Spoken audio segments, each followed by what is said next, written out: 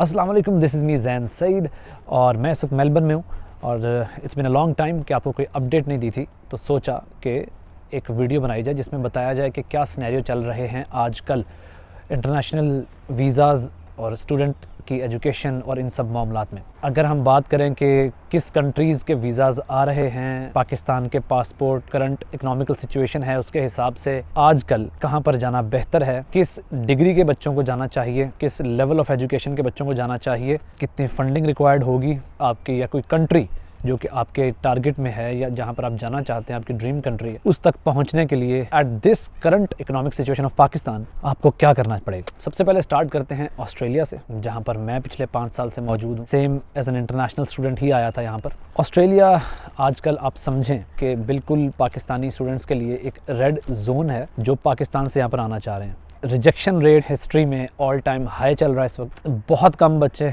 बहुत कम का मतलब है कि आप समझ लें कि कोई 100 में से 5 बच्चे आप समझ लें जो कि जिनका वीज़ा लग रहा है, और वो भी वो जिनकी हायर एजुकेशन की डिग्री है और पाकिस्तान की टॉप यूनिवर्सिटीज़ से हैं। उसके बाद बैंक स्टेटमेंट में करोड़ों रुपया पड़ा हुआ है और इंग्लिश अच्छे स्कोर्स हैं, उनमें भी सबका नहीं लग रहा, लेकिन जो लकी वंस हैं उनका लग रहा है। तो सवाल फिर ये पैदा होता है कि किया क्या जाए इस सारे सिनेरियो में। मैं जो रिकमेंड कर रहा हूँ आफ्टर कनाडाज़ सिचुएशन, अब नंबर 2 पे कनाडा आ जाता है। कनाडा को अगर हम देखें तो वहाँ पर उन्होंने, आपको पता है, ब्लॉक अकाउंट जो रखवाते थे, पैसे फिक्स करवाते थे जिसको बोलते हैं बैंक में, उसकी भी लिमिट इंक्रीज़ कर दी है और स्टूडेंट वीज़ाज़ वहाँ पर भी टफ हो चुके हैं। यूएसए का आपको पहले ही पता है कि वो टॉप जो है ना स्टूडेंट्स वहाँ पर जाते हैं, तो उसको फ़िलहाल तो हम रिजेक्शन लिस्ट में ही रखेंगे। उसके अलावा बचता है यूके, और यूके अगर आप देखें तो obviously that is one of the countries जिसका वीज़ा अभी भी आसानी से मिलता है। Having said that, Aahista Aahista UK भी सख्ती करता जा रहा है पाकिस्तानी स्टूडेंट्स के लिए। इस सब सिनेरियो में मैं आपको ये बताऊंगा कि हमें करना क्या चाहिए, what is the right approach, और किस तरह से आपको ये सारा प्लान करना चाहिए। आजकल मैंने अपने छोटे भाइयों को भी भेजा है, तो वो यूके में भेजा है। 2 किस्म के बच्चे हैं। एक वो हैं जो कहते हैं भाई हमें किसी तरह से पाकिस्तान से निकाल लें, एक तो वो है। एक वो है जो कहते हैं मैंने जाना ही स्पेसिफिक एक कंट्री में जहां पर मेरे को रिश्तेदार हैं या जो भी है, तो मुझे बस जाना ही वहां पर है। तो ये 2 डिफरेंट सिनेरियोज हैं। नंबर 1 सिनेरियो वो है जिसने अपने रिश्तेदारों के पास जाना है, वो तो चला जाए। उसके लिए तो वो फिर अगर रिजेक्शन भी होगी तो उसके पास अगर और कोई ऑप्शन ही नहीं है तो उसके साथ तो हमारा डिस्कशन खत्म हो जाता है, चैप्टर यहीं पर क्लोज हो जाता है। दूसरा बच्चा जो कहता है कि मैंने यूके अगर जाना है तो उसका क्या बेहतर होगा, और मैंने लेकिन अल्टीमेटली फॉर एग्जाम्पल मैंने यूएस से जाना है तो मुझे क्या ट्रैक लेना चाहिए, अल्टीमेटली मैंने ऑस्ट्रेलिया आना है, मुझे क्या ट्रैक लेना चाहिए।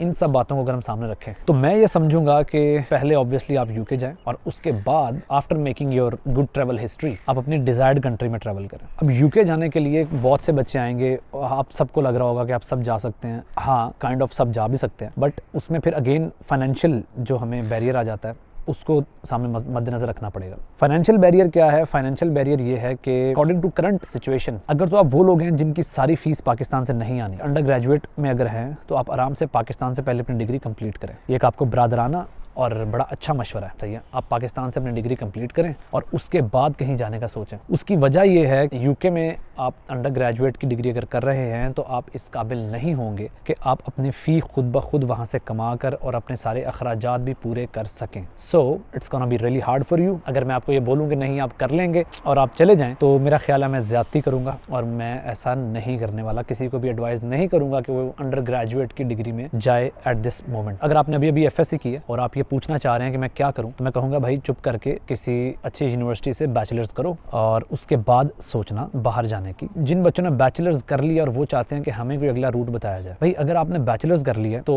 ऑब्वियसली नंबर 1 तो फंडिंग है, आपके पास फंडिंग होनी चाहिए बाहर जाने के लिए। और अगर आपके पास फंडिंग नहीं है तो आपको कोई चीज़ अगर बेचनी भी पड़ती है, बेच दें। उसकी वजह यह है पाकिस्तान में नेक्स्ट 2-3 मंथ्स में वैसे ही डॉलर का रेट बहुत ऊपर जाने वाला है। अगर आप वहाँ पर मजीद कुछ वेट करेंगे तो ये आपके लिए नुकसान ही होने वाला है। इतनी जल्दी जिन्होंने बैचलर्स किया वुड रिकमेंड जितनी जल्दी हो सकता है आप वहाँ से निकलें। यहाँ तक कि एक हमारे जो फास्टेस्ट केसेस हैं 1.5 मंथ्स में भी जिन बच्चों का सब कुछ रेडी था, मतलब कि इंग्लिश टेस्ट तैयार था, हर चीज़ रेडी थी, वो 1.5 मंथ्स में भी यूके पहुँचे हैं। ठीक है, तो कितनी जल्दी आप जा सकते हैं ये आपकी अपनी तैयारी पे और आपके अपने सर्कमस्टांसिस पे डिपेंड करता है। पैसे कितने चाहिए होंगे? तकरीबन कोई 30 से 40 लाख रुपया, जो कि आपकी 1 साल की फ़ी है, जो कि आपने साइड पे रख के जानी है। अंदाज़न बता रहा हूँ पाकिस्तानी। और इंग्लिश का टेस्ट और अपनी डिग्रीज़ वगैरह रेडी कीजिए और अपना प्रोसेस स्टार्ट करवा दें। जहाँ तक बात है कि हम इसकी फ़ी क्या चार्ज करेंगे आपके सारे प्रोसेस करने की, मेरी कंसल्टेंसी है जो भी, इनकी क्या फ़ी है? इसकी कोई फ़ी नहीं है, ये फ्री ऑफ कॉस्ट है। आपसे मैं कोई पैसे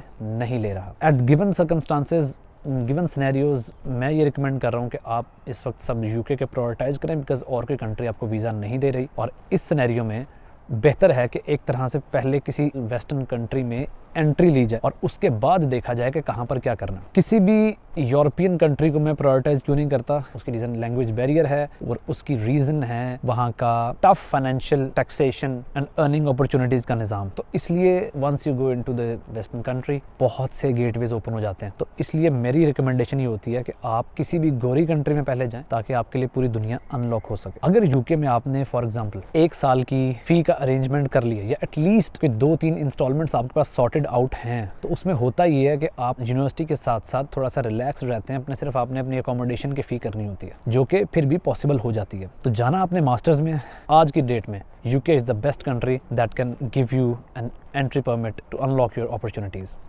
अब इसके साथ साथ अगर आप ये बात करें कि मैरिड कपल्स हैं, उनके लिए क्या करना चाहिए?